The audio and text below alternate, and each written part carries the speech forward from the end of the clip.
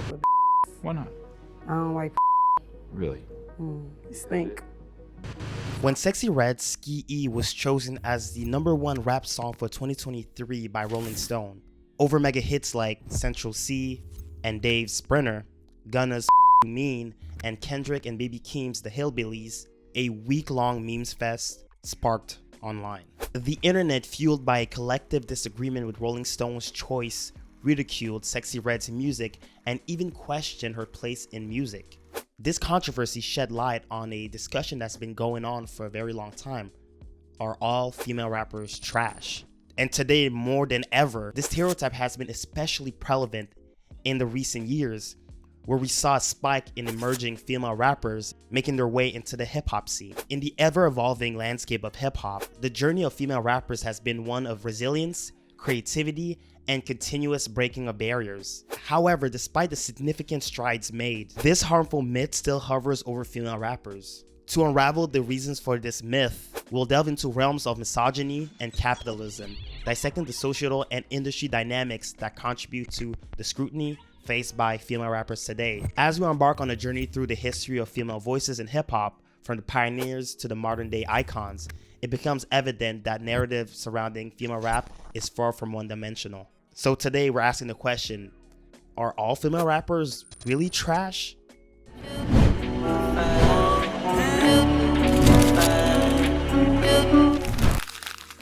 What's up, guys? Welcome back to the Killivvn Show. Everybody, happy 2024. I hope this year is going to be blessed for all of y'all. Listen, I think it's Meek Mill that said 1 year can change your whole life. So let's make it this one. That being said, I don't know if I'm going to do the vinyl release anymore because Frank Ocean has flooded the market with the OG blonde vinyl. It still hasn't sold out. It's still there. So listen, let me know in the comments if you want me to still give mine away. But I mean, you could technically just buy one at this point. So hey, it's up to you. That being said, if you're liking these types of videos, guys, make sure in the comments to let me know, like, share, make sure to subscribe, and there's a link down in the description for all my socials, the link tree, so make sure to hit that. But guys, let's get back into the video. The history of female rappers is one of resilience, creativity, and breaking barriers within the dynamic realm of hip-hop. While the genre emerged in the late 70s, female voices only began being heard about 10 years later. The late 80s saw the emergence of pioneering female MCs who not only challenged gender norms, but also carved their space in the rap scene. Sha Rock, considered the first female MC, was among the first representatives of hip-hop culture as a part of the group The Funky 4+1. Her influence allowed for other women to grab the mic and express themselves creatively. Among these women are Queen Latifah, often hailed as the queen of hip-hop, releasing her debut album Hail the Queen in 1989, and at once became a role model for the future female rappers. Queen Latifah is one of the GOATs, man. She can do it all. Actress, rapper, I mean, what can she not do? Alongside her, MC Lyte and Salt-N-Pepa, with their bold lyrics and innovative styles, broke down barriers and paved the way for a new generation of female MCs. As hip-hop expanded in the 1990s, the presence and impact of female rappers did as well. Missy Elliott, a visionary artist, not only shattered stereotypes with her unique fashion and sound, but also demonstrated her abilities as a producer and a songwriter. Missy Elliott, another GOAT, and to see her perform at the Super Bowl with Katy Perry years back, she deserved it. What an honor for her, because she's one of the greatest of all time. And let's not forget greatness, Lauryn Hill, a beloved household name who got her start in music as part of the legendary formation, the Fugees. And she also broke records when in 1999, at the 41st Grammy Awards, she was the first hip-hop artist to take home the Album of the Year award for her now classic album, The Miseducation of Lauryn Hill. What a classic. This, I mean, it's been sampled by so many artists from Drake to Kanye. Songs on that album, it's a classic. One of the greatest hip-hop albums of all time.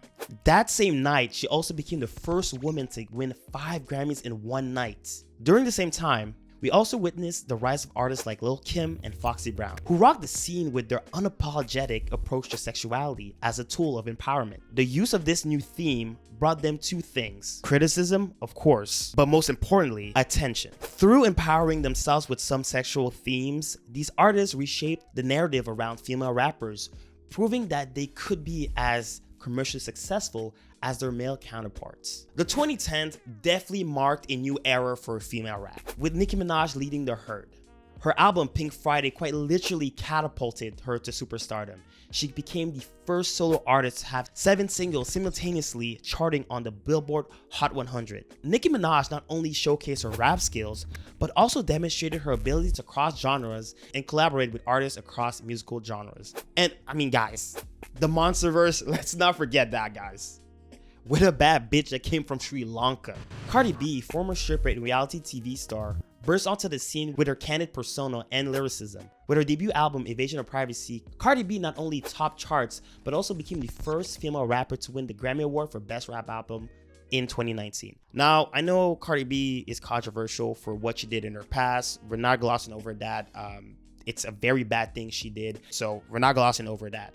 And also, I personally think that Pusha T should have won Rap of the Year with Daytona, but this is near or there. Still a pioneer. She's still a pioneer in female rap. In the late 2010s, we also saw the rise of Megan Thee Stallion, who became a symbol of female empowerment through the confidence and energy that exuded from her lyrics. Other artists marked the 2010s, such as Azealia Banks, Angel Hayes, and Iggy Azalea, who all brought their own unique styles, experiences, and perspectives to the forefront, contributing to a rich landscape of female voices within hip-hop during these transformative decades. These women did not only expand the thematic scope of hip-hop, but also play a crucial role in challenging pre-established gender norms and creating a more inclusive and dynamic era for female representation in the genre. But where do we stand now? Names such as Nicki Minaj, Azealia Banks, Cardi B, and Missy Elliott all paved the way for female rappers active right now, allowing the landscape of female rap to expand further with a diverse array of artists pushing the boundaries and redefining the genre. No Name, Tierra Whack, and Little Sims, to name a few, have gained critical acclaim for their introspective and socially conscious lyricism, showcasing the depth and versatility of female voices in hip-hop. But despite all of that, there's a myth that remains more alive than ever. All female rappers are trash. But why is that the case?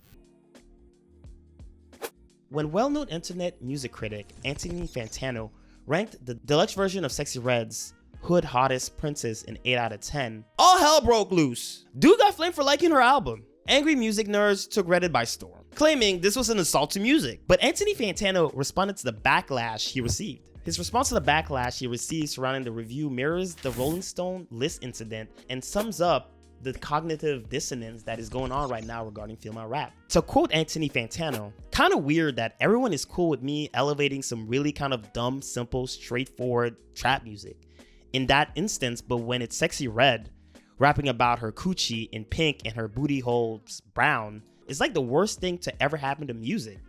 A lot of you guys also highly rated ignorant ass music too, but it's usually when your favorite rapper is like spitting about having his dick sucked or something like that. When it's Sexyy Red rapping about getting digged down or playing with herself on a jail call, which is hilarious by the way, much funnier than most of the bars you'll find on any Future album. Oh, all of a sudden, it's bad, it's terrible, it's the worst thing you've ever heard." In this quote, Anthony Fantano is kind of pointing out the kind of double standard, in a way that it's acceptable when a dude is talking about his genitals, but when Sexyy Red does it, it's the worst thing that's ever happened. I mean, you could do a quick Google search. It will bring you to subreddits full of people arguing over why all female rappers are trash, quoting Proton Night Owl, "Girl rap is like women's basketball. Sure they can play, but they don't have the presence, grit, and brute power to make it appealing enough." It's needless to say that the music industry, including hip-hop, has historically been male-dominated. Many gender biases and stereotypes often lead to a narrow view of what is considered authentic or credible in hip-hop. With some believing that women are less capable or authentic in the genre, the stereotypes that are perpetrated about women by male rappers in their lyrics make it even harder for female rappers to be taken seriously, because historically, rap has perpetrated the idea that female rappers can only focus on certain topics or possess limited lyrical skill compared to male MCs. Stereotypes about femininity and toughness can also shape expectations about how female rappers should present themselves, as demonstrated by Reddit user Proton Night Owl. Misogynistic beliefs present not only in the hip-hop community, but also in our society as a whole, create unrealistic expectations for women in the hip-hop industry. World is watching and the paparazzi is flocking and we Fly shit when we drop in and we shut down your party, man. His and John in Tennessee, go ahead. What you want to say? That shit is fucking trash, dog. Female rappers are held to a higher standard than male rappers. There's less tolerance for experimentation, less tolerance for mistakes, which leads to women facing criticism for perceived weakness that are often overlooked in male artists. There's also a point to be made about objectification of women, which leads to female rappers' appearance being prioritized over what they have to say in their lyrics. Lastly, I think that the attitude that most people who say female rappers are trash have is one of resistance to change. Since hip-hop has been traditionally male-dominated, what we see right now with the resurgence of female rappers is a threat to the established dynamics in the genre. As more female rappers challenge these dynamics and gain visibility, we're gonna see resistance and dismissive attitudes from those who want to maintain the status quo.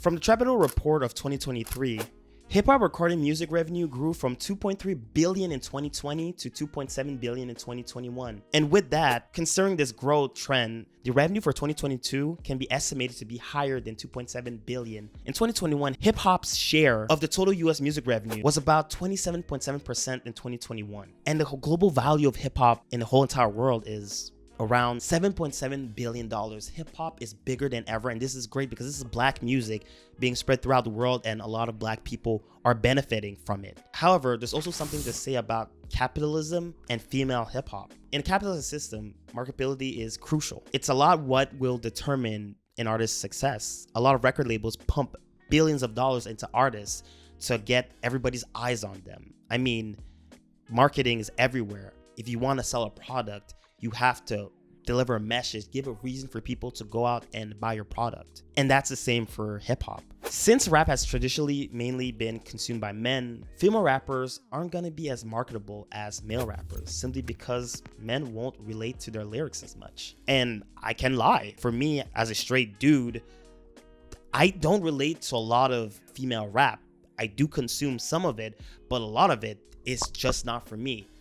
Not saying that necessarily it is garbage, it is not good. There's tremendous, incredible female rappers, and I personally actually like some of Sexyy Red's songs. I'm not gonna lie, not ashamed to say it. Since decisions in the music industry are often driven by profit motives, the decision makers, the high ups in the music industry are not going to favor a female rapper over a male one, since they traditionally have brought in more money. This also reinforces the myth that only a certain type of female rapper is commercially successful, the ones that market themselves as sexual objects. So while capitalism itself doesn't create the myth that all female rappers are trash, the profit-driven nature of the music industry does highlight existing biases and stereotypes. In an equitable system, artistic merit and diversity would be valued without discrimination based on gender. Because there's a driven motive for certain female rappers to over-sexualize themselves, that's why they do it. I mean, if lyrical hip-hop, conscious hip-hop isn't selling, I mean, at the end of the day, you gotta feed your body. So if selling your body helps to sell your music, I mean, they're gonna do it. It's kind of like in hip-hop, where it's kind of a menstrual show at this point, where for large parts of hip-hop, where it's talking about violence or sexualization or disrespecting women, sells a lot because there's a market for it. We have a lot of great rappers that are lyrical and don't talk about that stuff, but do they tend to sell more? Not really. I mean, if you look at Kendrick Lamar, he isn't your savior anymore. Kendrick is trying to go away from this savior music, and he's making bangers with Baby Keem. They're incredible, but they're not as socially conscious as what he was doing before. I mean, at the end of the day, if no one wants to hear female rappers rapping about conscious shit, and they just want them to twerk around because at some point somebody's paying for it, I mean, or else they wouldn't be doing it. I mean, record labels are not going to pump money in Sexyy Red and Lotto for doing what they're doing if at some point they're not making any money. That's how capitalism works. That wouldn't make any sense. So that's pretty much where we're at right now. As we navigate through the history of female voices in hip-hop, it becomes clear that the narrative surrounding female rap is far more nuanced than the stereotype suggests. Pioneers like Queen Latifah, along with modern icons like Nicki Minaj, have continuously broken barriers and expanded the thematic scope of rap. Despite the myth that questioned the credibility of female rappers lingers, setting back their recognition and acceptance in the hip-hop community, misogynistic beliefs both within the hip-hop community and society at large create unrealistic expectation and higher standards for female artists, perpetuating stereotypes that limit their creative expression. Capitalism driven by marketability further marginalize female rappers and emphasize profit over artistic merit, and reinforcing biases that only certain types of female artists are commercially successful. The recent controversies surrounding Sexyy Red's music, Fantano's critique, and the existence of online debates questioning the worth of female rap all underscore the need to debunk this harmful myth. As we stand at the intersection of a rich history and the promising future of female voices in hip-hop, it is essential to challenge and dismantle these unfounded beliefs. We can only create a more inclusive and dynamic era for female representation in the genre by acknowledging the diversity, resilience, and creativity of female rappers. The myth that all female rappers are trash is not just a reflection of musical taste, it is a manifestation of deeply ingrained biases that need to be dismantled for the sake of more inclusive and appreciative hip-hop community. But listen, I'm just a straight man, so what do I know? But hey, if you know more about female hip-hop, let me know in the comments, and if there's some things I miss, correct me in the comments. It'll be very appreciated. That being said, thank you so much for watching the video. If you liked it, comment, like, share, subscribe to the channel, guys. And down in the description, links to all my socials in the link tree.